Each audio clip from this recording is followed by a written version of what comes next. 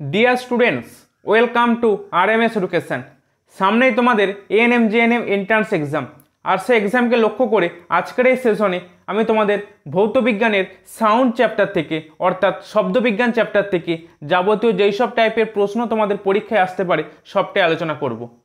তো আজকের ক্লাসে তোমরা 50টিরও বেশি প্রিভিয়াস ইয়ার প্রশ্ন প্র্যাকটিস করতে পারবে।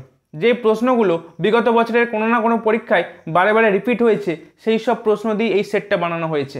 তাই প্রত্যেককে বলবো খুব মনোযোগ সহকারে ক্লাসটা দেখার জন্য, এবং ক্লাসটিকে লাইক, চ্যানেলটিকে সাবস্ক্রাইব করে পাশে থাকা বেল আইকনটি প্রেস করে রেখো, এবং ক্লাসগুলিকে বন্ধুদের মধ্যে প্রচুর পরিমাণে শেয়ার করো। তাহলে চলো আজকের সেশন শুরু করা যাক। তাহলে ডিয়ার স্টুডেন্টস, আজকের ক্লাসে প্রথম প্রশ্ন কি রয়েছে দেখো। তবে ক্লাস শুরু করার আগে তোমাদেরকে একটা কথা বলতে চাই। এই চ্যানেলের প্লেলিস্টে এবং এই ভিডিও ডেসক্রিপশানে আমি চ্যাপ্টার ওয়াইজ ক্লাসের লিঙ্ক এবং সাজেশন সিরিজের ক্লাসের লিঙ্ক দিয়ে রেখেছি। যারা এই চ্যানেলে নতুন তারা ওই ক্লাসগুলো একবার দেখে নাও, তোমাদের এক্সামের জন্য অনেকটাই কাজে লাগবে। এবং আরও একটা কথা, যারা এই মুহূর্তে ক্লাসটা দেখছো তাদেরকে বলবো এই 30 থেকে 40টা মিনিট খুব মনোযোগ সহকারে ক্লাসটা দেখার জন্য। কেননা এই শব্দবিজ্ঞান চ্যাপ্টার থেকে তোমাদের পরীক্ষায় প্রশ্ন আসবেই, এবং এই 30 থেকে 40 মিনিটের মধ্যেই এই চ্যাপ্টার থেকে যা যা প্রশ্ন হতে পারে আমি সবটাই তোমাদের কমপ্লিট করিয়ে দেবো। তাহলে প্রথম প্রশ্নে কি বলছে দেখো। কম্পনশীল তারের আচরণ যে যন্ত্রের সাহায্যে পরীক্ষা করা যায় সেই যন্ত্রটা কোনটা? ব্যারোমিটার, হাইড্রোমিটার, হাইগ্রোমিটার এবং অপশান ডিতে রয়েছে সোনোমিটার। তো এই চারটে যন্ত্রের মধ্যে কোনটা সঠিক উত্তর হবে? সঠিক উত্তর হয়ে যাবে অপশান ডি, সোনোমিটার। ঠিক আছে, তাহলে দেখো এই যে ব্যারোমিটার, ব্যারোমিটার কোন কাজে লাগে বলো? আমরা প্রত্যেকেই জানি এটা আমাদের বায়ুমণ্ডলের চাপ মাপতে ইউজ করা হয়, তাই তো? বায়ুমণ্ডলের চাপ মাপার জন্য। এবার তোমরা বলো এই যে হাইড্রোমিটার, হাইড্রো, এটা কী কাজে লাগে? এটা কিন্তু আপেক্ষিক গুরুত্ব পরিমাপ করতে, আপেক্ষিক গুরুত্ব, তাই তো? আর হাইগ্রোমিটার দেখো এখানে কিন্তু হাইগ্রো, এটা কিন্তু হাইড্রো ছিল, হাইগ্রোমিটার হচ্ছে আপেক্ষিক আর্দ্রতা, তাই তো? এগুলো আমরা প্রত্যেকেই জানি। তাহলে এবার নেক্সট প্রশ্ন কি রয়েছে দেখো, এবং নেক্সট প্রশ্ন কিন্তু খুব ইম্পর্ট্যান্ট একটা প্রশ্ন। তো পরের প্রশ্নে বলছে নিচের কোনটি শব্দের গতিবেগের ওপর কোনো প্রভাব বিস্তার করতে পারে না? ঠিক আছে, শব্দের গতিবেগের ওপর নিচের কোনটা প্রভাব বিস্তার করতে পারে না? চাপ, উষ্ণতা, আর্দ্রতা, ঘনত্ব। মনে রাখবে সঠিক উত্তর হয়ে যাবে অপশান এ, চাপ। ঠিক আছে, দেখো যদি গ্যাসের উষ্ণতা স্থির থাকে তাহলে গ্যাসের চাপের পরিবর্তনে শব্দের বেগের কিন্তু সেরকম কোনো পরিবর্তন হয় না। মানে শব্দের বেগের সাথে কিন্তু বেগের পরিবর্তনের উপর কিন্তু চাপের কোনো প্রভাব নেই। এটা কিন্তু তোমরা মাথায় রাখবে যে চাপ কিন্তু প্রভাব বিস্তার করতে পারে না, বাকি সমস্ত প্রভাবকগুলো কিন্তু প্রভাব বিস্তার করে। উষ্ণতা, ঘনত্ব, আর্দ্রতা কীরকম হয় একটু দেখে নাও। যদি উষ্ণতা বৃদ্ধি পায়, মনে রাখবে উষ্ণতা বৃদ্ধি পেলে শব্দের বেগ বাড়বে। ঠিক আছে, প্রথমে আমি উষ্ণতাটা নিয়ে বলছি, একটু প্রথমে সবাই একটু ভালো করে শুনে নাও। উষ্ণতা, উষ্ণতা বৃদ্ধি পেলে, উষ্ণতা যদি বাড়ে, ঠিক আছে, শব্দের গতিবেগ কিন্তু বাড়বে। কি বললাম? উষ্ণতা বাড়লে শব্দের গতিবেগ সেও কিন্তু বাড়বে। ঠিক আছে, এবার এখান থেকে পরীক্ষায় একটা প্রশ্ন আসে যে 1 ডিগ্রি সেন্টিগ্রেড উষ্ণতা বৃদ্ধির জন্য, শুধু ডেটা দিয়ে প্রশ্ন আসে, আবার এখান থেকে কিন্তু অঙ্কও চলে আসে, সে অঙ্ক রেখেছি আমি, যে 1 ডিগ্রি সেন্টিগ্রেড উষ্ণতা বৃদ্ধির জন্য বায়ুতে শব্দের বেগ কত বৃদ্ধি পায়? কি বললাম? 1 ডিগ্রি সেন্টিগ্রেড উষ্ণতা বৃদ্ধির জন্য, উষ্ণতা বৃদ্ধিতে শব্দের গতিবেগ কত বাড়ে? মনে রাখবে শব্দের গতিবেগ 0.61 মিটার পার সেকেন্ড। ঠিক আছে, শব্দের গতিবেগ কিন্তু এতটা বেড়ে যায়। সেন্টিমিটারে বললে 61 সেন্টিমিটার। ঠিক আছে, তাহলে 1 ডিগ্রি সেন্টিগ্রেড উষ্ণতা বৃদ্ধিতে 0.61 মিটার পার সেকেন্ড কিন্তু শব্দের গতিবেগ বেড়ে যায়। এবার এটা অ্যাপ্লিকেশন কোথায় হয় আমি সেটা দেখাবো, প্রশ্ন রেখেছি, তোমাদের চিন্তার কোনো কারণ নেই। এটা গেল উষ্ণতার উপর। তাহলে কী পেলাম? প্রথমে যে উষ্ণতা বাড়লে কিন্তু শব্দের গতিবেগ বাড়ছে। ক্লিয়ার? নেক্সট দেখো, নেক্সট রয়েছে আর্দ্রতা। আর্দ্রতার উপর কীরকম প্রভাব? মনে রাখবে আর্দ্রতার উপর প্রভাব হচ্ছে, এখান থেকে একটা প্রশ্ন আসে পরীক্ষাতে, খুব ইম্পর্টেন্ট প্রশ্ন আসে, যে বর্ষাকালে, এই প্রশ্ন রেখেছি আমি তোমাদের জন্য, বর্ষাকালে শব্দটা অনেক দূর থেকে শোনা যায় কেন? মানে বর্ষাকালটা শব্দটা অনেক দূর অবধি ছড়িয়ে পড়ে কেন? তো মনে রাখবে শুষ্ক বায়ু অপেক্ষা আর্দ্র বায়ুতে শব্দের বেগ বেশি হয়। কি বললাম? শুষ্ক বায়ু অপেক্ষা, শুষ্ক বায়ু অপেক্ষা আর্দ্র বায়ুতে শব্দের বেগ বেশি হয়। ক্লিয়ার? শব্দের বেগ বাড়ে। এবার দেখো, এবার আমরা দেখে নেব ঘনত্ব। এবার হচ্ছে ঘনত্ব। দেখো ঘনত্ব কীরকম প্রভাব ফেলে। ঘনত্ব মনে রাখবে, যদি ঘনত্ব গ্যাসের ঘনত্ব কম হয়, গ্যাসের ঘনত্ব কম হলে শব্দের গতিবেগ বাড়বে। শব্দের গতিবেগ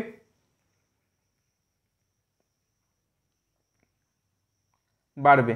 ঠিক আছে, মানে ঘনত্ব কমলে গতিবেগ কিন্তু বাড়বে শব্দের, এটা মাথায় রাখবে। ঠিক আছে, তাহলে এই যে প্রভাবগুলো তোমাদেরকে বললাম, উষ্ণতা, আর্দ্রতা, ঘনত্ব, এগুলো যে কি হয় সেগুলো তোমাদের কিন্তু আমি বলে দিলাম। এই এক্সাম্পলগুলো কিন্তু পরীক্ষাতে আসে এবং এইরকম প্রশ্ন তোমাদেরকে আমি নেক্সট মানে প্রশ্ন রয়েছে, তোমরা কিন্তু প্র্যাকটিস করতে পারবে সমস্ত রকম প্রশ্নে। তাহলে 2 নম্বর প্রশ্নের সঠিক উত্তর পেয়ে গেলাম কি? অপশান এ, চাপ। ঠিক আছে, এই প্রশ্নের সঠিক উত্তর কিন্তু চাপ। চাপ কিন্তু কোনো প্রভাব বিস্তার করতে পারে না। ক্লিয়ার? চলো নেক্সট প্রশ্ন কি রয়েছে দেখে নিই। পরের প্রশ্নে যাওয়ার আগে তোমাদেরকে আরও একটা ইনফরমেশন দিয়ে রাখতে চাই, যেটা হলো শব্দ কিন্তু শূন্যস্থানের মধ্য দিয়ে প্রবাহিত হতে পারে না। মানে আমরা বলতে পারি শূন্যস্থানে শব্দের বেগ কিন্তু শূন্য। ঠিক আছে, শব্দ কিন্তু শূন্যস্থানের মধ্য দিয়ে কিন্তু বিস্তার লাভ করতে পারে না, এটা কিন্তু মনে রাখবে। শূন্যস্থানে শব্দের বেগ কিন্তু শূন্য। ক্লিয়ার? এবার দেখো বিভিন্ন জড় মাধ্যমে শব্দের বেগ কত হয়ে থাকে, এগুলো দিয়ে কিন্তু পরীক্ষায় প্রশ্ন আসে। যেমন বায়ুতে 0 ডিগ্রি সেন্টিগ্রেড উষ্ণতায় শব্দের বেগ কত হয়, বায়ুতে 20 ডিগ্রি সেন্টিগ্রেড উষ্ণতায় শব্দের বেগ কত হয়, জলের মধ্যে শব্দের বেগ কত, অক্সিজেনের শব্দের বেগ কত, হাইড্রোজেনে কত। এইসব বিভিন্ন মাধ্যমে শব্দের বেগগুলো কিন্তু জানতে চাওয়া হয় পরীক্ষাতে। দেখো অনেক সময় আবার কি হয়, এই শব্দের বেগগুলো কিন্তু ডিরেক্টলি জানতে চাওয়া হয় না, এগুলো দিয়ে অনেক ছোটো ছোটো অঙ্ক চলে আসে পরীক্ষাতে, সেই অঙ্কগুলোকে তোমাদের কিন্তু সলভ করতে হবে। ঠিক আছে, তো সেরকম প্রশ্ন রেখেছে, তোমাদের অসুবিধা হওয়ার কোনো জায়গা থাকবে না, তখন আমি আলোচনা করে দেবো কোন মাধ্যমে শব্দের বেগ কত। তো পরের প্রশ্ন দেখো বলছে নয়েজ লেভেলের একক হলো ডেসিবেল, ডেসিমেল, পিপিএম এবং অপশান দিতে বলছে কোনোটিই নয়। তো সঠিক উত্তর কী হবে? সঠিক উত্তর হয়ে যাবে অপশানে ডেসিবেল, এটা তোমরা প্রত্যেকেই জানো। পরের প্রশ্ন কি বলছে দেখো, স্থাণু তরঙ্গ। স্থাণু তরঙ্গ সৃষ্টি হয় কখন? ঠিক আছে, স্থাণু তরঙ্গ সৃষ্টি হয় কখন? অপশান কি বলছে, একটি তির্যক ও একটি অনুদৈর্ঘ্য তরঙ্গের উপরিপাতের ফলে, সমান বেগের দুটি তরঙ্গের উপরিপাতের ফলে, একই দিকে সমান কম্পাঙ্ক বিশিষ্ট দুটি তরঙ্গ অগ্রসর হলে, এবং অপশান দিতে বলছে বিপরীত দিকে সমান কম্পাঙ্ক বিশিষ্ট দুটি তরঙ্গ অগ্রসর হলে। দেখো স্থাণু তরঙ্গ কী জিনিস না, সমান বিস্তার, সমান কম্পাঙ্ক এবং সমান বেগ সম্পন্ন যে দুটি চলতরঙ্গ বিপরীত দিক থেকে এসে মাধ্যমের উপর আপতিত হয় একে অপরের ওপর, তখন যে তরঙ্গের সৃষ্টি হয় সেটা কিন্তু মাধ্যমের ওই অংশের মধ্যে আবদ্ধ থাকে, ওটা মাধ্যমের মধ্য দিয়ে বিস্তার লাভ করতে পারে না। সেটাকে বলা হচ্ছে স্থির তরঙ্গ বা স্থাণু তরঙ্গ। তাহলে দেখো দুটো সমান বেগ, সমান বিস্তার এবং সমান কম্পাঙ্ক বিশিষ্ট তরঙ্গের একে অপরের উপর আপতিত হচ্ছে, কিন্তু সেটা কিন্তু বিপরীতমুখী। এই যে এখানে সমান বেগের বলে দেওয়া ছিল, এটা কিন্তু থাকলে হবে না। সমান বেগের রয়েছে ঠিকই আছে, কিন্তু এখানে বিপরীতমুখী কথাটা উল্লেখ করা নেই। এখানে সমান কম্পাঙ্ক বলা আছে কিন্তু বিপরীত দিকে বলা নেই, কিন্তু এখানে দেখো বলা আছে বিপরীত দিকে সমান কম্পাঙ্ক বিশিষ্ট দুটি তরঙ্গ অগ্রসর হলে, তার মানে অপশান ডি হচ্ছে সঠিক উত্তর। কেননা দেখো স্থাণু তরঙ্গ হচ্ছে এরকম ব্যাপার, ধরো এই দিক থেকে একটা তরঙ্গ আসছে, আবার এদিক থেকে একটা তরঙ্গ আসছে, দেখো একে অপরের উপর আপতিত হয়েছে, কিন্তু দুটো তরঙ্গের দিকটা কিন্তু বিপরীতমুখী, এটা এইদিকে এটা এইদিকে আসছে। এই যে ব্যাপারটা, এর জন্য কিন্তু স্থাণু তরঙ্গের সৃষ্টি হচ্ছে। ঠিক আছে, চলো পরের প্রশ্নে। পরের প্রশ্নে বলছে শব্দের তীব্রতা যেটির উপর নির্ভর করে সেটি হলো কম্পাঙ্ক, তরঙ্গ দৈর্ঘ্য, বিস্তার, তীক্ষ্ণতা। মনে রাখবে শব্দের তীব্রতা কিন্তু সবসময় বিস্তারের উপর নির্ভর করে। ক্লিয়ার? চলো পরের প্রশ্নে। তাহলে পরের প্রশ্নে কি বলছে দেখো, বায়ুতে 0.3 মিটার তরঙ্গ দৈর্ঘ্যের একটি তরঙ্গ সৃষ্টি করা হলো এবং বায়ুতের বেগ হলো, এটা বল নয়, বেগ হলো 300 মিটার পার সেকেন্ড। তার তরঙ্গটি হলো শ্রুতিগোচর তরঙ্গ, শব্দতর তরঙ্গ, শব্দোত্তর তরঙ্গ এবং অপশান দিতে বলছে ক্ষুদ্র তরঙ্গ। দেখো দেখো আমরা কি জানি, আমরা জানি যদি শব্দের বেগ ভি হয়, এটা হচ্ছে শব্দের বেগ, শব্দের বেগ ভি হয় এবং কম্পাঙ্ক যদি এন হয়, এন যদি কম্পাঙ্ক হয়, এটা যদি কম্পাঙ্ক হয়, ঠিক আছে, এবং ল্যামডা যদি তরঙ্গ দৈর্ঘ্য হয়, এটা যদি তরঙ্গ দৈর্ঘ্য হয়, তাহলে আমরা জানি কি জানি যে ভি সমান একটা ইকুয়েশন রয়েছে, ভি সমান এন ইন্টু ল্যামডা, এটা আমরা কিন্তু জানি। তাহলে দেখো এখানেতে আমাদের তরঙ্গ দৈর্ঘ্য দেওয়া আছে, বেগ দেওয়া আছে, তাহলে আমার তরঙ্গ দৈর্ঘ্য দেওয়া আছে, মানে ল্যামডার মান দেওয়া আছে, আবার বেগের মান দেওয়া আছে, আমাকে কম্পাঙ্ক বের করতে হবে। ঠিক আছে, তাহলে দেখো আমরা যদি কম্পাঙ্ক বের করে নিতে পারি, তাহলে এই যে শ্রুতিগোচর তরঙ্গ, শব্দতর তরঙ্গ, এদের যে কম্পাঙ্কের পাল্লাটা তাহলে আমরা পেয়ে যাব। এদের কম্পাঙ্কের পাল্লা আমরা জানি, তো এখান থেকে আমি কত কম্পাঙ্ক পাচ্ছি দেখে নাও। এখান থেকে তাহলে এন সমান পাবো ভি বাই ল্যামডা। কী পেলাম? এন সমান পেলাম ভি বাই ল্যামডা, মানে বেগ হচ্ছে 300 আর ল্যামডা হচ্ছে 0.3 মিটার, তাহলে 300 বাই 0.3। তাহলে দেখো এবার কী পাচ্ছি, 300 বাই 0.3। এটা যদি কাটাকাটি করি পাচ্ছি আমি 1000, কম্পাঙ্ক পাচ্ছি 1000 হার্জ। 1000 হার্জ কিন্তু আমি কম্পাঙ্ক পাচ্ছি, তাই তো। এবার আমি এই প্রতিটা যে তরঙ্গ রয়েছে তরঙ্গের কম্পাঙ্কের পাল্লাগুলো একটু আমরা দেখে নেব। ঠিক আছে, দেখো আমি এখানে কী পেলাম, এই যে আমাকে যে অ্যান্সার এখানে যে আমাকে যে সলিউশন মানে প্রবলেমটা দিয়েছে সেখানে আমরা কী পেলাম, যে শব্দের তরঙ্গটা হচ্ছে 1000 হার্জ। ঠিক আছে, এবার দেখো তাহলে আমি কত পেয়েছিলাম, 1000 পেয়েছিলাম। এবার তাহলে দেখো যে শ্রুতিগোচর তরঙ্গ, শ্রুতিগোচর তরঙ্গে কম্পাঙ্কের পাল্লা কত? কম্পাঙ্কের পাল্লা হচ্ছে 20 হার্জ থেকে 20 থেকে 20,000, 20 থেকে 20,000 হচ্ছে শ্রুতিগোচর শব্দের কম্পাঙ্কের পাল্লা। শব্দেতর তরঙ্গের কম্পাঙ্কের পাল্লা কত? 20 হার্জের কম, 20 হার্জের কম হচ্ছে শব্দেতর তরঙ্গের কম্পাঙ্কের মাল্লা, এর হচ্ছে কম। আর শব্দের তরঙ্গ কত? 20,000 হার্জের বেশি, 20,000 হার্জের বেশি। তাহলে দেখো আমরা পেয়েছি কত? 1000। 1000 ভিতরে 1000টা কোন পাল্লার মধ্যে থাকবে? দেখো 1000টা থাকবে কিন্তু এইখানেতে, কারণ এই যে শব্দটা, এই শব্দটা আমরা শুনতে পাবো, এটা হচ্ছে শ্রুতিগোচর তরঙ্গ। ক্লিয়ার? মানে এটা অডিবেল সাউন্ড। বোঝাতে পারলাম? তাহলে দেখো আমরা কিন্তু অডিবেল সাউন্ড জানি যে এর পাল্লা হচ্ছে 20 হার্জ থেকে 20,000 হার্জের মধ্যে, কিন্তু আমাকে এখানে দেখো একটু প্রবলেমটা ফেস করতে হলো। তো এরকম ধরনের ছোটো ছোটো প্রবলেম কিন্তু পরীক্ষাতে আসবে, যেগুলো কিন্তু আমাদেরকে সলভ করে আসতে হবে পরীক্ষায়। চলো পরের প্রশ্ন। বলছে সোনোগ্রাফিতে যে তরঙ্গ ব্যবহার করা হয়, ক্ষুদ্র তরঙ্গ, অবলোহিত তরঙ্গ, শব্দ তরঙ্গ, আল্ট্রাসনিক তরঙ্গ, তো কি হবে? সঠিক উত্তর হয়ে যাবে অপশান ডি, আল্ট্রাসনিক তরঙ্গ।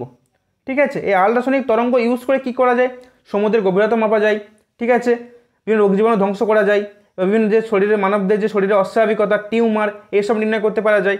ঠিক আছে, তো সোনোগ্রাফিতে আমরা আল্ট্রাসনিক তরঙ্গ ইউজ করি। এবার দেখো একটু আগে তোমাদের কিন্তু এই প্রশ্নটা বলছিলাম, দেখো বৃষ্টির দিনে শব্দ অনেক দূর পর্যন্ত শোনা যায়, কারণটা কি?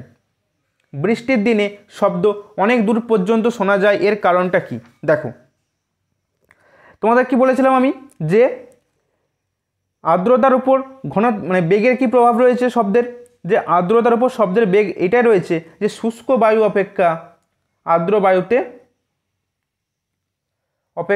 বায়ুতে শব্দের বেগ বেশি হয়, বেগ বেশি হয় আর্দ্র বায়ুতে। তাহলে দেখো বৃষ্টির দিনে কি হয়? বৃষ্টির দিনে আর্দ্র বায়ু, তাহলে আর্দ্র বায়ুতে কী হবে? শব্দ কিন্তু অনেক দূর থেকে শোনা যাবে, মানে আর্দ্র বায়ুতে শব্দ কিন্তু দ্রুত যায়। মানে কি বলতে পারি? সঠিক উত্তর কী হবে বলো? অপশান কত হবে? 11 নম্বর প্রশ্নের সঠিক উত্তর, সঠিক উত্তর হয়ে যাবে অপশান বি, যে আর্দ্র বায়ুতে শব্দ দ্রুত যায়। ঠিক আছে, সেই জন্য তো অনেক দূর থেকে শোনা যায়। বোঝা গেল যে শুষ্ক বায়ু অপেক্ষা কিন্তু আর্দ্র বায়ুতে শব্দের বেগটা বেশি, এই কারণটার জন্যই কিন্তু তোমাদের এই বৃষ্টির দিনে শব্দ অনেক দূর পর্যন্ত শোনা যায়। ক্লিয়ার প্রত্যেকের? চলো নেক্সট প্রশ্নে। পরের প্রশ্নে কি বলছে দেখো, বায়ুর তাপমাত্রা পরিবর্তনের সাথে শব্দের কোন ধর্মটি প্রভাবিত হয়? কম্পাঙ্ক, প্রাবল্য, বিস্তার এবং অপশান দিতে রয়েছে তরঙ্গ দৈর্ঘ্য। সঠিক উত্তর হবে অপশান ডি, তরঙ্গ দৈর্ঘ্য। ঠিক আছে, পরের প্রশ্ন দেখো, বলছে দুটি তরঙ্গের প্রাবল্যের অনুপাত বলা আছে 25:9, তাহলে এদের বিস্তারের অনুপাত কত হবে? দেখো শব্দ আমরা কতটা জোরে অনুভব করতে পারি সেটাই কিন্তু তীব্রতা, যেটা কিন্তু প্রাবল্যের উপর নির্ভর করে। ঠিক আছে, আবার দেখো এই প্রাবল্য মানে শব্দ তরঙ্গের যে বিস্তার, এটা যদি বেশি হয়, মানে বিস্তার যদি বেশি হয়, বিস্তার বেশি হলে কি হয়? প্রাবল্য কিন্তু বেশি হয়, প্রাবল্য বেশি হবে। বিস্তার বেশি হলে প্রাবল্যটাও কিন্তু বেশি হবে। তার মানে আমরা বলতে পারি প্রাবল্যর সাথে সম্পর্কটা কি? প্রাবল্যর সাথে সম্পর্ক হচ্ছে আই ভ্যারিজাস, যদি প্রাবল্য যদি আই হয় তো আমার কি হবে? বিস্তারের স্কোয়ার হবে। ঠিক আছে, মানে বিস্তার যদি এ ধরে নাও আর প্রাবল্য হচ্ছে আই, তাহলে I equal to A square, এটা হচ্ছে আমাদের রিলেশান বিস্তারের সাথে প্রাবল্যের। তাহলে প্রাবল্যের অনুপাত দেওয়া আছে 25:9, তার মানে দেখো যদি আমরা 25-এর রুট করে দিই এবং 9-এর রুট করে দিই তাহলে আমি এদের বিস্তার পেয়ে যাব। তাহলে 5 পাবো, এখানে 3 পাবো, মানে 5:3 হবে এই তরঙ্গগুলোর বিস্তারের অনুপাত, মানে অপশান ডি হবে সঠিক উত্তর। ঠিক আছে, তো এইসব দেখো, এই যে ডেটাটা আমরা কিন্তু প্রত্যেকেই জানি যে বিস্তার মানে প্রাবল্য ভ্যারিজেস বিস্তারের স্কোয়ার, কিন্তু এই যে এর যে অ্যাপ্লাইটা, এই যে অ্যাপ্লিকেশনটা কীভাবে হলো এই প্রশ্নটার মাধ্যমে, এটা কিন্তু আমরা অনেকেই প্র্যাকটিস না করার জন্য কিন্তু পরীক্ষার হলেতে করে আসতে পারবো না। এই জন্য তোমাদেরকে বলছি যে সেশনটা একটু মনোযোগ সহকারে দেখো, অনেক কিন্তু প্রশ্ন তোমরা কিন্তু নতুন শিখবে, আমি এটা তোমাদের গ্যারান্টি দিচ্ছি। তোমরা কিন্তু প্রত্যেকেই জানো, কিন্তু জাস্ট প্র্যাকটিসের অভাবে সে সঠিক প্র্যাকটিসটা না করার জন্য কিন্তু করে আসতে পারবে না, কারণ তোমাদের প্রশ্ন কিন্তু লেভেল যথেষ্ট স্ট্যান্ডার্ড হয় এই পরীক্ষাতে। ঠিক আছে, তাহলে কি পেলাম, বিস্তার অনুপাত পেয়ে গেলাম 5:3। তাহলে যদি প্রাবল্যের অনুপাত দেওয়া থাকে তোমরা কি করে পরীক্ষাতে যাই বলা থাকুক না কেন তাদের রুট করে দেবে, রুট করে দিয়ে বিস্তারের অনুপাত বের করে নিতে পারবে। আর যদি তোমাদের বিস্তারের অনুপাত দেওয়া থাকে, যদি প্রাবল্যের অনুপাত বের করতে বলে তাহলে কি করবে, জাস্ট স্কোয়ার মানে বর্গ করে দেবে। ঠিক আছে, যদি তোমাদের বলা থাকতো, দেখো যদি এরকম বলা থাকতো যে বিস্তারের অনুপাত, এটা বাদ দাও, এই প্রশ্ন বাদ দাও, পরীক্ষায় প্রশ্ন এসেছে বিস্তারের অনুপাত দেওয়া আছে তোমার, ধরো দিয়েছে 7:5, এটা তোমাদের বিস্তারের অনুপাত দিয়েছে, তোমাকে প্রশ্ন দিয়েছে তাহলে প্রাবল্যের অনুপাত কত হবে বের করো, তখন তুমি কি করতে, তখন জাস্ট আর কিচ্ছু নয়, জাস্ট এদের বর্গ করে দিতে, মানে 49:25 হতো তোমার প্রাবল্যের অনুপাত। ক্লিয়ার?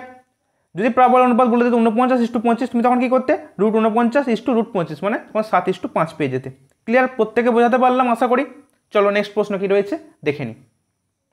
পরের প্রশ্নে কি বলছে দেখো, বলছে অক্সিজেনের ঘনত্ব হাইড্রোজেনের ঘনত্বের 16 গুণ যদি হয় তাহলে অক্সিজেন ও হাইড্রোজেনের মধ্য দিয়ে শব্দের গতিবেগের অনুপাত কত হবে। ঠিক আছে, দেখো নর্মালি অক্সিজেনের মধ্যে 0°C উষ্ণতাতে অক্সিজেনের মধ্যে শব্দের গতিবেগ মনে রাখবে 317 মিটার/সেকেন্ড। ঠিক আছে, এবং 0°C উষ্ণতায় হাইড্রোজেনের গতি মানে হাইড্রোজেন মাধ্যমে শব্দের গতিবেগ হচ্ছে 1286 মিটার/সেকেন্ড। ঠিক আছে, এগুলো শব্দের গতিবেগ। এইসব বাদ দাও, তোমাদেরকে আমি বলেছিলাম যে কোন মাধ্যমে গতিবেগ কত হয় তোমাদের জানিয়ে দেবো। দেখো, তো এটা গেল অক্সিজেন মাধ্যমে শব্দের গতিবেগ, এটা গেল হাইড্রোজেন মাধ্যমে শব্দের গতিবেগ। কিন্তু প্রশ্ন কি বলেছে দেখো, প্রশ্ন এখানে এসব কিছু জানতে চায়নি, প্রশ্নে বলেছে যদি অক্সিজেনের ঘনত্ব হাইড্রোজেনের ঘনত্বের 16 গুণ হয়, ঠিক আছে, তাহলে অক্সিজেন ও হাইড্রোজেনের মধ্য দিয়ে শব্দের গতিবেগের অনুপাত কত হবে। ঠিক আছে, তাহলে দেখো আমরা কি জানতাম, আমরা জানতাম যে গ্যাসের ঘনত্ব কম হলে শব্দের বেগটা বেশি হবে, গ্যাসের ঘনত্ব কম হলে শব্দের বেগটা বেশি হবে। তো মনে রাখবে O2 এর গতিবেগটা হয়ে যাবে হাইড্রোজেনের গতিবেগের 1/4 অংশ সবসময়। ঠিক আছে, অক্সিজেনের গতিবেগটা হয়ে যাবে, যদি হাইড্রোজেন গ্যাস অপেক্ষা অক্সিজেনের গ্যাসের ঘনত্ব 16 গুণ বেশি, ঠিক আছে, তাহলে অক্সিজেন গ্যাসের গতিবেগটা মানে অক্সিজেন মাধ্যমে গ্যাসের শব্দের গতিবেগটা হাইড্রোজেনের মাধ্যমে শব্দের গতিবেগের 1/4 অংশ হবে, মানে 1:4 হবে। ঠিক আছে, 1:4 হবে, মানে অপশান ডি হবে সঠিক উত্তর। ক্লিয়ার? যেহেতু অক্সিজেন হাইড্রোজেন বলে, যদি হাইড্রোজেন অক্সিজেন বলতো তাহলে 4:1 হতো, কিন্তু অক্সিজেন হাইড্রোজেন চেয়েছে, আমি অক্সিজেন হাইড্রোজেন অনুপাতটাই বলেছি, কিন্তু O2 হাইড্রোজেন মাধ্যম। ঠিক আছে, চলো পরের প্রশ্ন। বলছে শব্দের অনুভূত তীব্রতা পরিমাপ করার যে এককে, আমরা প্রত্যেকেই জানি তীব্রতা পরিমাপের একক হচ্ছে অপশান এ ডেসিবেল, তাই তো। চলো পরের প্রশ্ন। বলছে নিচের কোন বিকল্পটি মানে বিকল্পটির সঙ্গে শব্দ তরঙ্গের সঙ্গে মানে কোন বিকল্পটি শব্দ তরঙ্গের সঙ্গে সম্পর্কযুক্ত নয়। হার্জ, ডেসিবেল, ক্যান্ডেলা, ম্যাক, কোনটা সম্পর্কযুক্ত নয় বলো। 16 নম্বর প্রশ্ন, সঠিক উত্তর হয়ে যাবে কি বলো, অপশান সি ক্যান্ডেলা, এটা দীপন পাবলের একক। বলছে প্রদত্ত বিকল্পগুলির মধ্যে কোনটি সরল দোলগতির উদাহরণ। সরল দোলগতির উদাহরণ কোনটি। পৃথিবীর নিজের অক্ষের সাপেক্ষে ঘূর্ণন, সরল দোলকের গতি, মেজের ওপর লাফাতে থাকা বলের গতি, এবং অপশান দিতে বলছে সিলিং ফ্যানের গতি। তো সঠিক উত্তর কী হবে, সঠিক উত্তর হয়ে যাবে অপশান বি। ঠিক আছে, কি বললাম, সঠিক উত্তর কী হবে, অপশান বি, সরল দোলকের গতি। পরের প্রশ্ন, নয়েজ যে এককে পরিমাপ করা হয়, ডেসিবেল, হার্জ, অ্যাম্পলিফায়ার, অ্যাকোয়াস্টিক্স, সঠিক উত্তর কী হবে, 18 নম্বর প্রশ্ন, সঠিক উত্তর হয়ে যাবে অপশান এ ডেসিবেল। পরের প্রশ্ন দেখো, বলছে কোনো তরঙ্গের প্রাবল্য নিচের কোনটির সঙ্গে সমানুপাতিক। কোনো তরলের প্রাবল্য নিচের কোনটির সাথে সমানুপাতিক। কি বললাম একটু আগেই তোমাদের বলেছি, প্রত্যেকের অ্যান্সার করা উচিত, বিস্তারের বর্গের সাথে। শুধু বিস্তারের সাথে নয় কিন্তু, আবার বিস্তারের বর্গমূলের সাথেও নয়, বিস্তারের ঘনর সাথেও নয় কিন্তু। আমি তোমাদের বলেছিলাম প্রাবল্য মানে ইন্টেন্সিটি আই সমান ভ্যারিজেস বিস্তারের স্কোয়ার এ, ঠিক আছে, মানে অ্যাম্পলিটিউড, এ মানে হচ্ছে অ্যাম্পলিটিউড, সেই জন্য এ বলা হচ্ছে, আর আই মানে হচ্ছে ইন্টেন্সিটি, ঠিক আছে। তাহলে আই ভ্যারিজেস এ স্কোয়ার মানে বিস্তারের বর্গের সাথে কিন্তু এই প্রাবল্যের সম্পর্ক রয়েছে, সমানুপাতিক সম্পর্ক রয়েছে। ক্লিয়ার? চলো পরের প্রশ্ন। বলছে শব্দ তরঙ্গের প্রতিধ্বনির জন্য কোন ধর্মটি দায়ী? ঠিক আছে, প্রতিফলন, প্রতিসরণ, ব্যতিচার, সমবর্তন। বলো কি অ্যান্সার হবে? অ্যান্সার কী হবে বলো? 20 নম্বর প্রশ্ন। সঠিক উত্তর কী হবে বলো? প্রতিফলন হবে না প্রতিসরণ হবে না ব্যতিচার হবে না সমবর্তন হবে? সঠিক উত্তর হয়ে যাবে অপশান এ, প্রতিফলন। ঠিক আছে, অপশান এ হয়ে যাবে সঠিক উত্তর। ঠিক আছে, শব্দের প্রতিধ্বনির জন্য কিন্তু এটাই দায়ী। মানে প্রতিধ্বনিটা কী ব্যাপার না, প্রতিফলিত শব্দকে যদি মূল শব্দ থেকে পৃথকভাবে শোনা গেলে তখন ওই প্রতিফলিত শব্দকে মূল শব্দটির প্রতিধ্বনি বলা হয়। ঠিক আছে, মানে প্রতিফলিত শব্দটা যদি মূল শব্দ থেকে পৃথকভাবে শোনা যায় তখন ওই প্রতিফলিত শব্দটিকে কিন্তু মূল শব্দটি প্রতিধ্বনি বলা হয়। ঠিক আছে, তাহলে এই প্রতিধ্বনির জন্য দায়ী কোন ধর্ম শব্দের? প্রতিফলন ধর্ম। এবার তোমরা মনে রাখবে যে একমাত্রিক ধ্বনির ক্ষেত্রে ধ্বনি ও প্রতিধ্বনি পৃথকভাবে শোনার জন্য প্রয়োজনীয় ন্যূনতম সময় হচ্ছে 1/5 সেকেন্ড। অনেক সময় কিন্তু এই ডেটাটা পরীক্ষায় জানতে চাওয়া হয় যে ধ্বনি এবং প্রতিধ্বনি পৃথকভাবে শোনার জন্য প্রয়োজনীয় ন্যূনতম সময়টা কত? 1/5 সেকেন্ড। ঠিক আছে, এছাড়া একটা জিনিস মনে রাখবে যে প্রতিধ্বনি শোনার জন্য অনেক সময় এই ডেটা মানে এই ইনফরমেশনটা দিয়ে অনেক প্রবলেম চলে আসে যে প্রতিধ্বনি শোনার জন্য শ্রোতা ও প্রতিফলকের মধ্যে ন্যূনতম দূরত্ব কত হয়? শ্রোতা ও প্রতিফলক এদের মধ্যে ন্যূনতম দূরত্ব, প্রতিফলকের মধ্যে ন্যূনতম দূরত্ব কত হয়? মনে রাখবে ডি সমান কত হবে? v/20। ভি হচ্ছে শব্দের বেগ। ঠিক আছে, কি বললাম? প্রতিধ্বনি শোনার জন্য শ্রোতা ও প্রতিফলকের মধ্যে ন্যূনতম দূরত্ব হবে ডি সমান v/20। এটা দিয়ে কিন্তু অনেক সময় পরীক্ষায় প্রবলেম চলে আসে, তোমাকে কিন্তু এখানে এই যে ইকুয়েশনটা বলে এটা কিন্তু অ্যাপ্লাই করতে হবে। কি বললাম? ন্যূনতম দূরত্ব ডি সমান হয় v/20, এখানে ভি হচ্ছে শব্দের বেগ। ক্লিয়ার প্রত্যেকের? চলো পরের প্রশ্নে। পরের প্রশ্ন বলছে একটি তারযুক্ত বাদ্যযন্ত্র থেকে নিঃসৃত সুরের গুণ যেটির উপর নির্ভর করে কম্পনের কম্পাঙ্ক, বাদ্যযন্ত্রের তারের দৈর্ঘ্য, কম্পনের বিস্তার, শব্দের তরঙ্গরূপ। সঠিক উত্তর কী হবে? অপশান ডি, শব্দের তরঙ্গরূপ। চলো পরের প্রশ্নে, খুব ইম্পর্টেন্ট একটা প্রশ্ন। বলছে চাঁদে একটি বোমা বিস্ফোরণ হলো। চাঁদে একটি বোমা বিস্ফোরণ হলো, পৃথিবী পৃষ্ঠে তুমি এর শব্দ শুনতে পাবে কতক্ষণ পরে? 20 মিনিট পর, 2 ঘন্টা 20 মিনিট পর, 3.7 ঘন্টা পর বিস্ফোরণের শব্দ তুমি শুনতে পাবে না।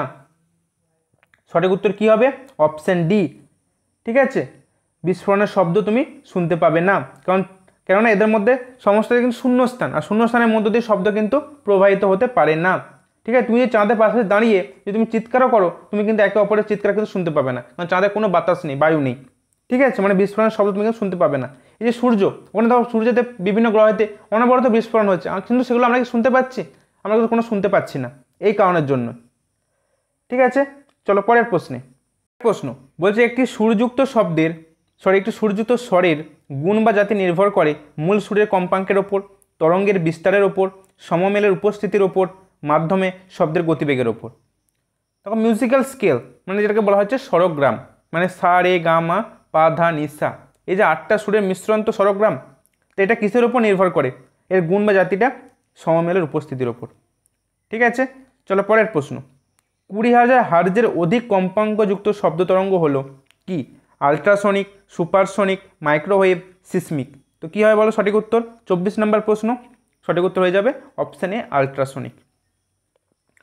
পরের প্রশ্ন, সুরযুক্ত স্বরের গুণ নির্ভর করে নিচের কোনটির ওপর? 25 নম্বর প্রশ্ন। কোনটির উপর বলো? একটু আগে তোমাদের বললাম, সঠিক উত্তর হয়ে যাবে অপশান বি, সমমেলের ওপর। ক্লিয়ার? চলো পরের প্রশ্ন। বলছে মানুষের শ্রবণযোগ্য শব্দের কম্পাঙ্ক পাল্লার মধ্যে কোন কম্পাঙ্কটি থাকে না? তাহলে আমি কি বলেছিলাম যে শ্রবণযোগ্য শব্দ মানে শ্রুতিগোচর শব্দ। শ্রুতিগোচর শব্দের পাল্লা কত ছিল বলো? শ্রুতিগোচর শব্দের পাল্লা ছিল 20 হার্জ থেকে 20,000 হার্জ। এটা ছিল শ্রুতিগোচর শব্দের পাল্লা, তাই তো? তাহলে বলেছে এই এখানে চারটে কম্পাঙ্ক দেওয়া আছে, এই চারটে কম্পাঙ্কের মধ্যে এই পাল্লার মধ্যে কোন কম্পাঙ্কটা থাকছে না? দেখো না বলা আছে, কোনটা থাকছে না? 50 হার্জ থাকছে, 500 হার্জও থাকছে, 5000 হার্জও থাকছে, কিন্তু থাকছে না কোনটা? 5 হার্জ থাকছে না, মানে অপশন এ হবে সঠিক উত্তর। ক্লিয়ার? বলছে নয়েজ দূষণ পরিমাপ করা হয় সাউন্ড মিটার দ্বারা এবং এর একক কী? 28 নম্বর প্রশ্ন, প্রত্যেকেই জানো ডেসিবেল। ঠিক আছে, আর বলার কিছু নেই, জাস্ট প্রশ্নটা একটু ঘুরিয়ে এসেছে।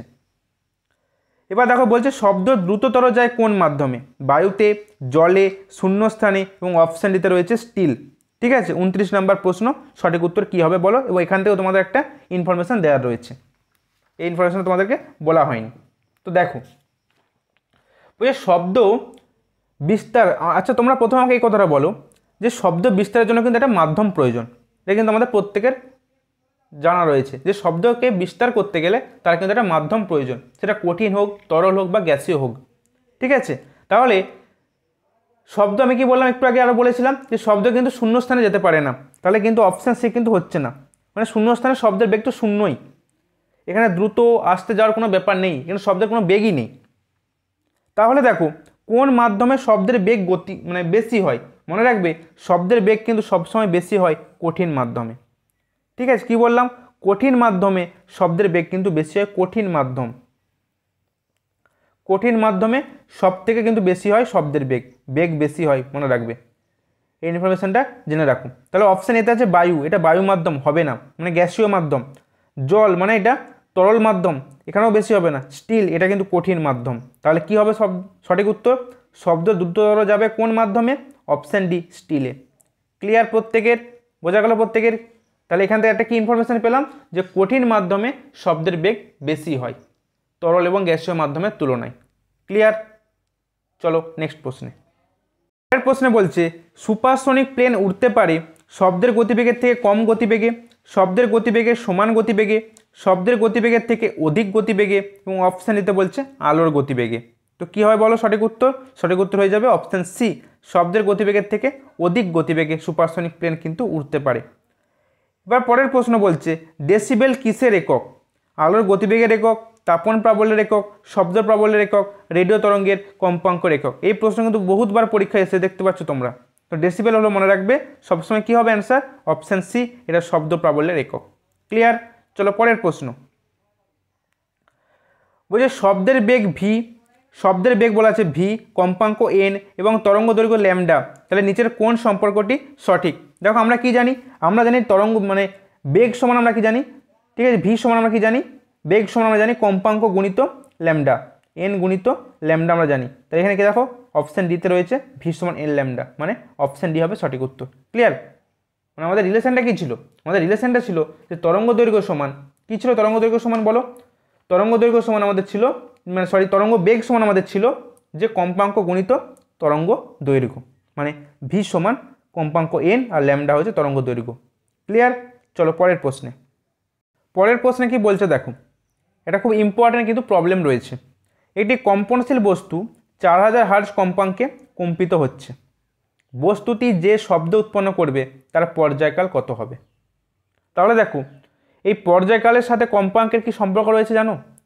সম্পর্ক রয়েছে এটাই যে কম্পাঙ্ক এন সমান 1/পর্যায়কাল, 1/পর্যায়কাল টি। ঠিক আছে, তাহলে আমরা বলতে পারি, আমাকে পর্যায়কাল বের করতে দিয়েছে, আমি বলতে পারি টি সমান কি হবে? টি সমান হয়ে যাবে 1/n।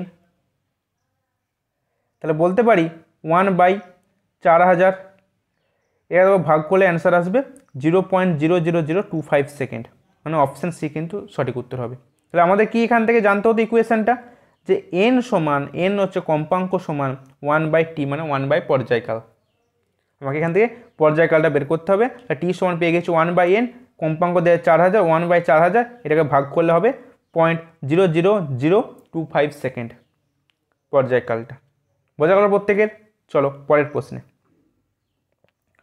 পরের প্রশ্নে বলছে একটি সরল দোলক বায়ুতে দুললে যে ধরনের কম্পন উৎপন্ন হয়? অনুনাদি কম্পন, পরবশ কম্পন, অবমন্দিত কম্পন, মুক্ত কম্পন। তো সঠিক উত্তর কি হবে?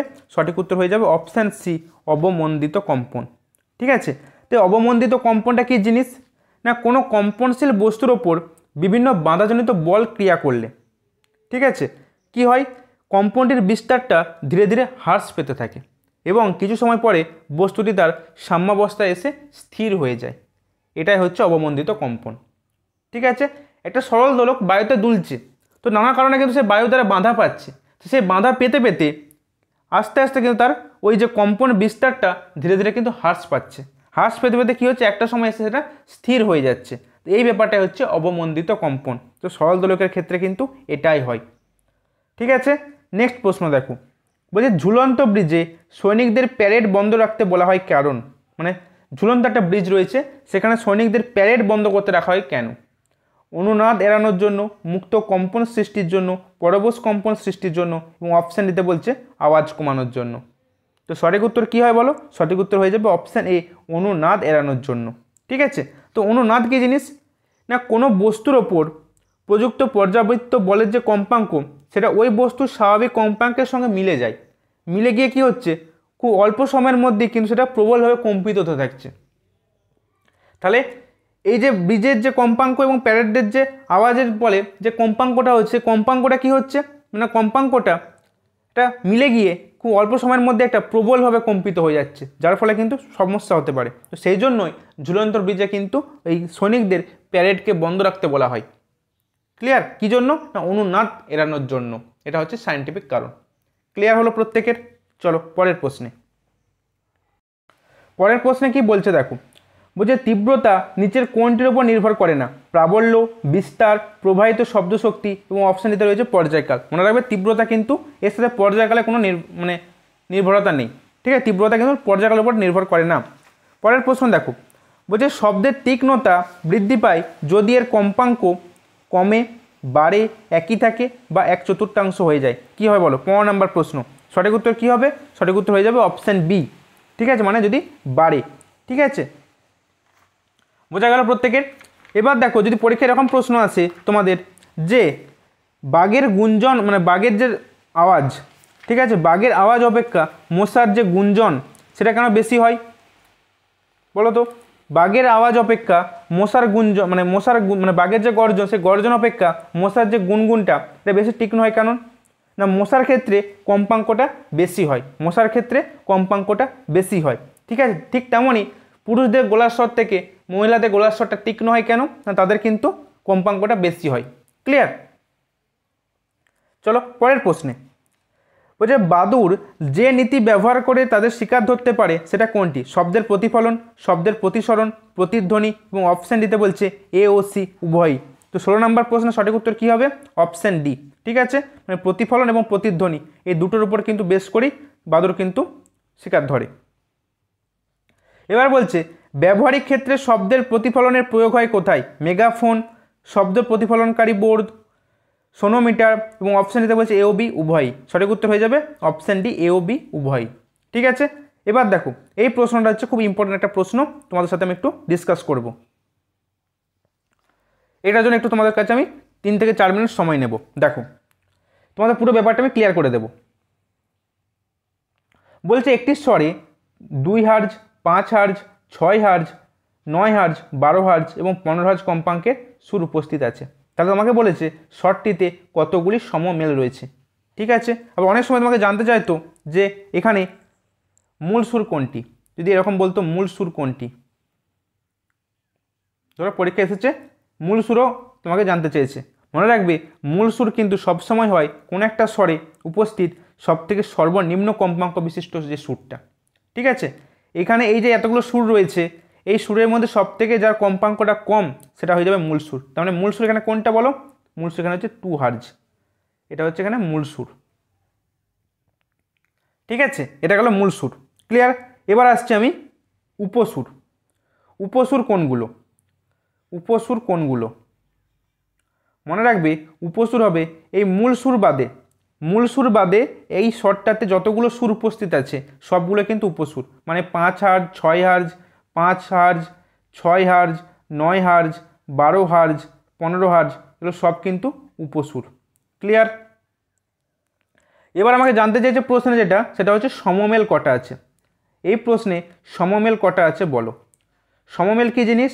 সমমেল হচ্ছে মূল সুরের, ঠিক আছে, স্বরের মধ্যে যে মূল সুরটা থাকছে, মূল সুরের যে কম্পাঙ্কটা যারা রয়েছে সেই কম্পাঙ্কের যারা গুণিতক, ঠিক আছে, তো এখানে মূল সুর হচ্ছে 2 হার্জ, এর গুণিতক যেগুলো সেগুলো কিন্তু হয়ে যাবে সমমেল। তাহলে দেখো 5 হার্জ, এটা তো 2 এর গুণিতক নয়, তাহলে 5 হার্জকে আমরা বলতে পারবো না। 6 হার্জ, এটা কিন্তু 2 এর গুণিতক, তাই 6 হার্জকে আমরা সমমেলের ফেলবো। 9 হার্জকে ফেলতে পারবো না, কারণ 2 এর গুণিতক নয়। 12 হার্জকে দেখো আমরা ফেলতে পারছি, 2 6 12 হয়, তাহলে 12 হার্জ কিন্তু সমমেল। 15 হার্জ, 15 হার্জে কিন্তু আমরা 2 এর গুণিতকে পাচ্ছি না, তাহলে 15 হার্জকেও কিন্তু আমরা সমমেলে ফেলতে পারছি না। তাহলে কটা পেলাম সমমেল? সমমেল পেয়ে গেলাম দুটো, 6 আর 12। ক্লিয়ার হলো? তাহলে দেখো তোমাকে পরীক্ষায় এরকম নানা রকমের শর্ট দিয়ে দিতে পারে। ঠিক আছে, তুমি দেখবে তোমাকে যদি মূল সুর বের করতে বলে, মূল সুর মানে হলো ওই শর্টটার মধ্যে সবথেকে ছোট কম্পাঙ্ক কার রয়েছে। ঠিক আছে, ওই শর্টটার মধ্যে সবথেকে ছোট কম্পাঙ্ক যার থাকবে সেটাই হয়ে যাবে মূল সুর। ক্লিয়ার? এখান থেকে কিন্তু পরীক্ষায় প্রশ্ন আসবে এই জায়গাটা থেকে, ভালো করে শুনবে।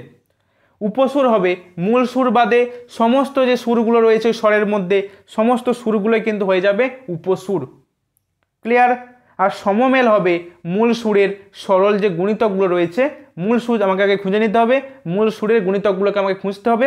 মানে দেখো আরেকটা জিনিস তোমাদেরকে বলে রাখি, তোমাদেরকে আমি এখানে আরেকটা জিনিস একটু আমি ভুল বলেছি, যেটা হলো এখানে কিন্তু সমমেলটা কিন্তু আমাদের মূল সুরটিকেও ধরতে হবে, মানে 2টাও কিন্তু ধরতে হবে, মানে 2 6 12, এটা কিন্তু মাথায় রাখবে যে মূল সুরটাকে সমমেলে ধরবো না এটা কিন্তু নয়, মূল সুরটাও কিন্তু একটা সমমেল, এটা একটু তোমাদের মাথায় রাখতে হবে।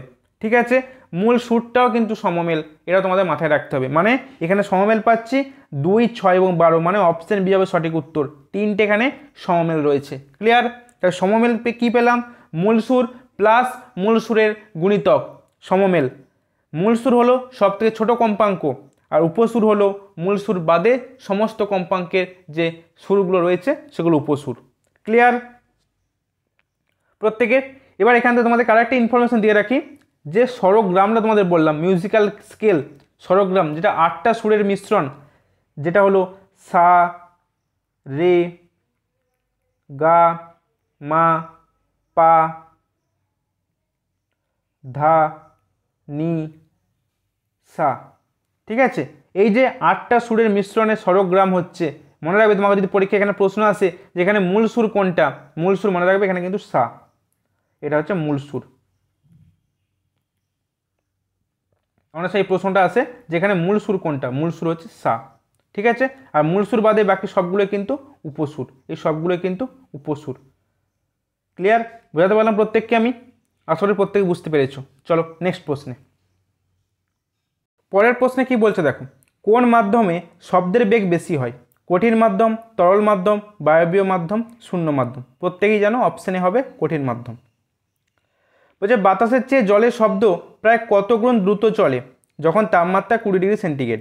3 গুণ, 15 গুণ, 5 গুণ, এবং অপশান দিতে রয়েছে 4 গুণ। সঠিক উত্তর হয়ে যাবে 4 গুণ। ঠিক আছে, তো বাতাসে 20 ডিগ্রি সেন্টিগ্রেড উষ্ণতায় বাতাসের শব্দের বেগ হচ্ছে 343, আর জলের বেগ হচ্ছে 1436 metre per second, metre per second. ঠিক আছে, তাহলে কত গুণ হচ্ছে? 4 গুণ বেশি হচ্ছে। পরের প্রশ্ন, 20 ডিগ্রি সেন্টিগ্রেড তাপমাত্রায় লোহাতে শব্দের বেগ কত? 20 ডিগ্রি সেন্টিগ্রেড তাপমাত্রায় লোহাতে শব্দের বেগ কত? কি হবে বলো? 32 নম্বর প্রশ্ন। সঠিক উত্তর কত হবে? সঠিক উত্তর হবে মনে রাখবে অপশন ডি। ঠিক আছে, ডেটাগুলো একটু মনে রাখবে। পরের প্রশ্ন, শব্দোত্তর তরঙ্গ ব্যবহার করে কোন প্রাণী অন্ধকারে চলাচল করে? কুকুর, মাকড়সা, বাদুড়, চামচিকা। সঠিক উত্তর কী হবে বলো? 33 নম্বর প্রশ্ন। সঠিক উত্তর হয়ে যাবে অপশন সি, বাদুড়। পরের প্রশ্ন, ওই যে বজ্রপাতের সময় আলোর ঝলক দেখার বেশ কিছুক্ষণ সময় পর মেঘের গর্জন শোনা যায়। এটা সবার প্রত্যেকেই লক্ষ্য করেছি যে আলোটা আমরা আগে দেখতে পেয়ে যাই কিন্তু শব্দটা একটু পরে পাই, তো কেন?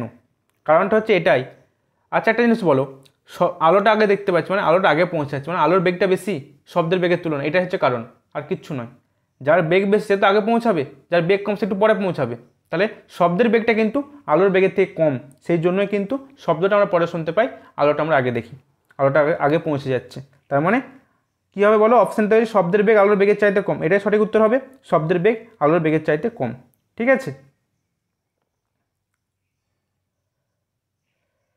বলছে 0 ডিগ্রি সেন্টিগ্রেড উষ্ণতায় স্বাভাবিক চাপে শুষ্ক বায়ুতে শব্দের বেগ বলেছে 332 মিটার পার সেকেন্ড। তাহলে 20 ডিগ্রি সেন্টিগ্রেড তাপমাত্রায় শব্দের বেগ কত? 0 ডিগ্রিতে বলা আছে 332 মিটার পার সেকেন্ড। আর 20 ডিগ্রিতে কত। তো আমরা কি জানি, আমরা জানি 1 ডিগ্রি সেন্টিগ্রেড তাপমাত্রা, আমি তোমাদের বলেছিলাম যে কীরকম সলিউশন মানে প্রবলেমগুলো আসে। দেখো 1 ডিগ্রি সেন্টিগ্রেড উষ্ণতা বৃদ্ধি করতে শব্দের গতিবেগ বাড়ে 0.61 মিটার পার সেকেন্ড। তাহলে 20 ডিগ্রি সেন্টিগ্রেড বাড়ছে, কত হবে? 20 দিয়ে গুণ করো, 20 ডিগ্রিতে কত হবে? প্রায় দেখো তোমার অ্যান্সার আসবে ওই 13-14 বেশি আসবে এরকম। ঠিক আছে, মানে তোমার অ্যান্সারটা হবে ঠিক 344 মিটার পার সেকেন্ড। ঠিক আছে, মানে 20কে 0.61 দিয়ে গুণ করো, ব্যাস। ঠিক আছে, 21কে 20, 20 6 120, 112 পয়েন্ট সামথিং হচ্ছে, মানে 12.2 আর কি অ্যাড হবে এর সাথে, তাহলে 344 মিটার পার সেকেন্ড অ্যান্সার হবে। ঠিক আছে, কি করলাম বুঝতে পারলে প্রত্যেকে? আমরা জানি যে 1 ডিগ্রি সেন্টিগ্রেড উষ্ণতা বৃদ্ধিতে শব্দের বেগটা বাড়ে 0.61 মিটার পার সেকেন্ড। তাহলে এখানে 20 ডিগ্রি সেন্টিগ্রেডে জানতে চেয়েছে, একে 20 দিয়ে গুণ করছি, একে 20 দিয়ে গুণ করে যেটা পাবো সেটাকে আমি এই 332 যোগ করে দেবো, তাহলেই পেয়ে যাবো অ্যান্সার। বোঝা গেল? অ্যান্সার হয়ে যাবে অপশান সি। পরের প্রশ্ন দেখো, বলছে সমুদ্রের গভীরতা নির্ণয় করার জন্য আমরা কি ব্যবহার করি? ঠিক আছে, এই যন্ত্রগুলোর মধ্যে কোন যন্ত্রটা আমরা সমুদ্রের গভীরতা নির্ণয় করার জন্য ব্যবহার করি? মানে শব্দের কিছু ব্যবহারিক প্রয়োগ রয়েছে। দেখো, তো আমরা এই সোনার নামক যন্ত্রটা ইউজ করি। ঠিক আছে, যার পুরো নামটা হচ্ছে sound navigation and ranging. Sound navigation and ranging. ঠিক আছে, এর সাহায্যে সমুদ্রের গভীরতা নির্ণয় করা হয়। ক্লিয়ার? এছাড়া দেখো এর সাহায্যে আর কি করা হয়? উড়ন্ত বিমানে উচ্চতাও কিন্তু নির্ণয় করা হয় এর সাহায্যে। ঠিক আছে, তো এগুলো কিন্তু মনে রাখবে। এবার দেখো, এবার তোমাদের এখান থেকে আরেকটা জিনিস বলে রাখতে চাই, এই যে আলট্রাসনিক, এই যে ইউএসজি আলট্রাসোনোগ্রাফি, এটা কিন্তু দিয়ে টিউমার, গলব্লাডার, যে স্টোনের অবস্থান গলব্লাডারে, মাতৃগর্ভে ভ্রূণের অবস্থান, এইসব কিন্তু নির্ণয় করা হয়। ক্লিয়ার? আর মনে রাখবে বাদুড় কিন্তু ওই আলট্রাসনিক শব্দ সৃষ্টিকর্তার দরুন কিন্তু সে চলাচল করতে পারে। সামনে কোনো বাধা থাকলে সে কিন্তু ওই শব্দ দরুন কিন্তু সে বুঝতে পারছে। ঠিক আছে, এই তরঙ্গ শব্দ ইউজ করে কিন্তু সে কাজ করে। প্রশ্ন আসে কিন্তু পরীক্ষায়, তোমাদের আমি বলেও দিয়েছি। ঠিক আছে, এবার তোমাদের আরও কিছু এক্সট্রা ইনফরমেশন তোমাদেরকে আমি দেবো। দেখো, যদি তোমাদের এরকম পরীক্ষায় প্রশ্ন আসে যে ডপলার এফেক্ট, ঠিক আছে, ডপলার এফেক্ট কার উপর নির্ভরশীল নয়। ঠিক আছে, ডপলার এফেক্ট কার উপর নির্ভরশীল নয়। মনে রাখবে, ডপলার এফেক্ট শ্রোতা ও উৎসের যে মধ্যবর্তী দূরত্ব এদের উপর নির্ভর করে না। মানে ডপলার এফেক্টটা উৎসের গতিবেগের উপর নির্ভর করে। ঠিক আছে, ডপলার এফেক্ট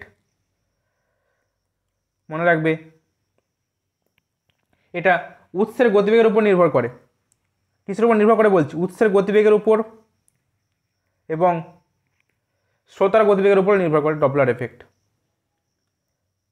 কিন্তু উৎস শ্রোতার মধ্যবর্তী দূরত্বের উপর কিন্তু এই ডপলার এফেক্ট কিন্তু ক্রিয়া করে না। ক্লিয়ার? আর একটা জিনিস তোমরা মনে রাখবে, যেটা তোমাদের বলা হয়নি এখন অবধি, যে শব্দ তরঙ্গ হচ্ছে কি প্রকার তরঙ্গ। মনে রাখবে, শব্দ হচ্ছে অনুদৈর্ঘ্য তরঙ্গ। ঠিক আছে, আবার যান্ত্রিক তরঙ্গও কিন্তু। ঠিক আছে, অনুদৈর্ঘ্য এবং যান্ত্রিক তরঙ্গ শব্দ,